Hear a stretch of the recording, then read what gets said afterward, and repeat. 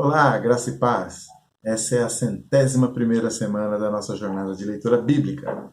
Nessa semana, nós temos aí algumas cartas pequenas do apóstolo Paulo e também finalizando ali as cartas que ele escreve a indivíduos e começamos a carta aos Hebreus. Na segunda carta a Timóteo, então, começa, como sempre Paulo começava, com uma saudação, depois com uma oração de ação de graças pela fé de Timóteo, e com exortações ao jovem pastor. Primeiro, para que Timóteo seja ousado diante das dificuldades do ministério, conforme o exemplo que o próprio apóstolo Paulo lhe dava. Né? Ele está escrevendo de uma prisão, diz que está abandonado por todos, mas está ali fiel, então Timóteo tinha que ser fiel também. Isso tudo no capítulo 1. No capítulo 2, ele exorta para que Timóteo seja perseverante e tenha sabedoria para lidar com os opositores. No capítulo 3, ele faz um alerta contra homens perversos, faz uma exortação para que Timóteo siga o exemplo do próprio Paulo e se apegue à Escritura. No capítulo 4, uma exortação para que ele seja fiel no ministério, dá notícias e recomendações pessoais, saudações e bênção final. A carta a Tito é mais curtinha ainda, tem uma saudação também, instruções sobre o líder cristão, e também instruções contra falsos líderes. Né? Paulo já tinha dado instruções sobre como escolher o líder cristão na primeira carta a Timóteo, agora Tito ele também faz esse mesmo tipo de orientação de maneira um pouco mais breve. No capítulo 2 ele dá orientações sobre como proceder no pastoreio, com alguns detalhes. No capítulo 3 ele termina a carta com exortações à santidade e a bênção final. A carta a Filemon é mais curta ainda, né? Começa com uma saudação, ação de graças e a recomendação de Onésimo, o escravo de Filemon, que havia fugido, né, de Filemon, mas encontrou Paulo, se converteu, e agora Paulo o devolve ao seu antigo mestre, que também é crente, agora são dois crentes, né? E termina a cartinha bem curtinha com a bênção final. E aí começamos Hebreus. Hebreus começa com a superioridade de Cristo em relação à revelação do Antigo Testamento, e também aos anjos, né? Não tem saudação, não tem oração nem nada, já é direto no sermão. O capítulo 2 começa com uma exortação a que eles não fossem negligentes e fala da superioridade de Cristo em relação ao sumo sacerdote. No capítulo 3 fala sobre a superioridade de Cristo em relação a Moisés e termina com uma exortação a não serem incrédulos. O capítulo 4 também fala da superioridade do descanso em Cristo em relação à entrada em Canaã, e também fala da superioridade de Cristo em relação ao sumo sacerdote. O capítulo 5 continua falando da superioridade de Cristo, mas dessa vez em relação a todo o sacerdócio levítico, e termina com uma exortação a progredir na fé. E o capítulo 6 faz uma exortação a não voltar atrás e fala da fidelidade da promessa de Deus como o maior incentivo para não voltar atrás. Bom, os destaques aqui, em primeiro lugar, destaque a 2 Timóteo, fala sobre a centralidade da Escritura no ministério pastoral e a definição muito concisa da doutrina da inspiração. Né? Então, no capítulo 3, Paulo diz assim, toda a Escritura é soprada por Deus. Isso significa esse inspirado, né? É soprada. Ele que é a fonte por detrás dos escritores humanos. Né? Então, o escritor humano vai lá e registra, mas é Deus que está soprando as palavras que ele vai usar.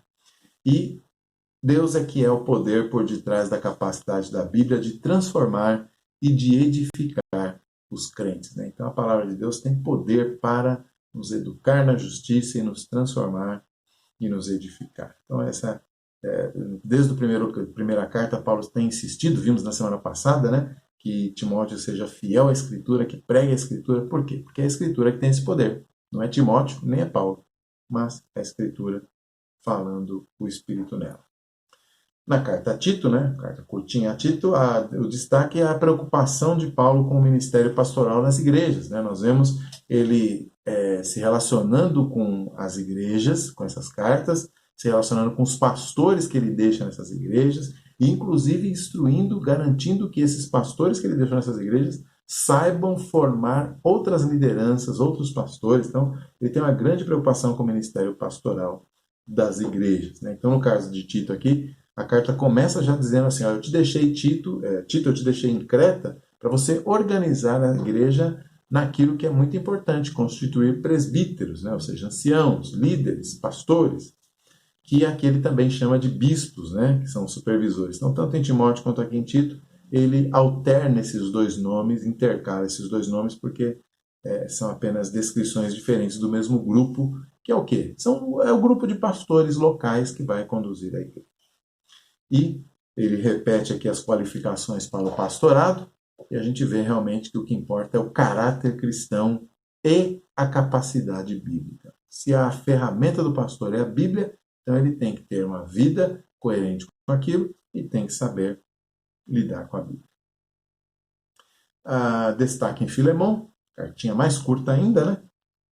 Paulo estava devolvendo um escravo ao seu senhor, e aí muitas pessoas falam, então isso aqui valida a escravidão. Inclusive na história da igreja, muitos recorreram a essa carta para dizer, tá vendo, a igreja não tem problema com escravidão, as pessoas podem ser escravas e tudo mais, né? E hoje isso gera muita crítica, né, ao papel da igreja nas sociedades em que havia escravidão, né? Mas o pessoal esquece de ver que Paulo aqui pediu que aquele senhor tratasse o escravo como irmão. Então, que tipo de escravidão é essa que você trata alguém como seu irmão, seu escravo como irmão? É uma escravidão muito diferente. Então a gente fica ali, alguns dizendo que já que Paulo não manda libertar o escravo e devolve o escravo para o seu senhor, Paulo está dizendo, está validando a escravidão. E outros mostrando que se ele está mandando tratar o escravo como irmão, ele está, na verdade, requerendo a abolição da escravidão. Então, entre uma coisa e outra, a explicação da posição de Paulo está lá na primeira carta aos Coríntios, capítulo 7, versículo 21 e 22, que ele diz assim, foste chamado à fé, né? Foste chamado sendo escravo? Não te preocupes com isso. Ainda pode se tornar-te livre? Aproveite a oportunidade. Então, por quê? Porque o que foi chamado no Senhor, sendo escravo, está livre no Senhor. E, semelhantemente, o que foi chamado sendo livre, não está livre, porque ele é escravo de Cristo. Então, essas coisas dessa terra não importam tanto assim. Essa é a posição do apóstolo Paulo e do cristianismo. O cristianismo é assim, ele convive com sistemas iníquos deste mundo, enquanto vai plantando a semente do mundo por vir. Às vezes a semente floresce antes ainda de Cristo voltar. No caso da escravidão é assim. Onde que a escravidão foi abolida? Foi abolida a partir de uma civilização ocidental, especialmente europeia, que floresceu com as bases cristãs. Né? Então, não necessariamente cada europeu era cristão, como até hoje não é, em nenhuma época foi, mas o cristianismo foi fermentando aquela sociedade até que ela chegou a um ponto em que ela percebeu que não era viável, não era razoável ter escravos. Né? Então, em todas as épocas do mundo, houve escravidão. Onde ela foi abolida? A partir da Europa, que tinha esse fundamento cristão na base da sua civilização. Né? Então, o cristianismo não vem rompendo com essas bases iníquas desse mundo, porque ela sabe que o mundo é caído e ele só vai se purificar quando Cristo voltar. Mas o cristianismo age como se fosse ali um cupim corroendo essas estruturas iníquas, né? Até um ponto em que ela acaba ruindo sob o peso, sob o seu próprio peso. Né? Porque o Espírito sempre desperta a igreja para a verdade. Então, mesmo quando a igreja não está muito atenta à verdade em uma certa situação, como, por exemplo, a escravidão, né? Está ali convivendo com aquilo como se fosse normal, mas aos poucos o Espírito vai despertando e vai usando a igreja até que a verdade e a justiça prevalecem. Por fim, destaques na carta aos Hebreus. É uma carta anônima, né? Nós não sabemos quem escreveu. Muitas tradições antigas apontavam para Paulo, o próprio Calvino achava que tinha sido Paulo, mas os autores modernos dizem que o estilo de uma carta e de outra é muito diferente. As cartas de Paulo, né, sempre ali com uma saudação e tudo mais, uma oração. Esse aqui não parece ter sido escrito por Paulo, só se ele resolveu escrever de maneira muito diferente. Alguns falam de Apolo, né, aquele judeu lá que Paulo encontra. Alguns falam de Barnabé, um outro judeu também, amigo de Paulo. Alguns falam de Lucas, um gentil. Enfim, não sabemos. Agora, a estrutura da carta é muito diferente também das demais cartas do Novo Testamento. Então é sempre assim, ele dá um texto do Antigo Testamento, ele faz a explicação do texto e depois ele faz uma aplicação daquele texto numa forma exortativa. Exortações que são tão duras, né? Bate tão firme, que muitos entendem que o autor da carta aos Hebreus está dizendo que os salvos podem perder a salvação caso não perseverem até o final. A gente já viu aqui no capítulo 6 mesmo da leitura dessa semana, dá essa impressão, ele fala assim, se vocês não perseverarem, vocês vão perder tudo. Pois bem, isso não é necessariamente a conclusão que nós temos que chegar, porque veja, a perseverança é a marca do salvo.